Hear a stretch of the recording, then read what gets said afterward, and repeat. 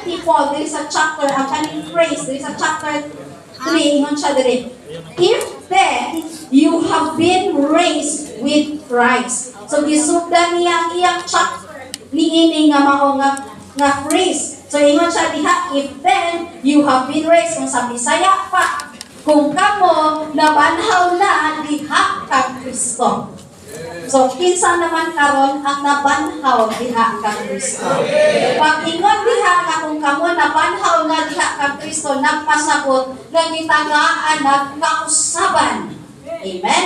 Ang kagahapon diwala na, gitangtang na, o karon na anay kausaban bag-ong kinabuhi diha kang Kristo. So katong mga nabag-o na, katong nabanhaw na uban kang Kristo, giingat ani Paul, diri gitudluhan ani Paul na ay mga naipipila diri ka mga teaching ni Paul, no? Aron nga atot yun nga sa tawag na maikinabuhi ang atot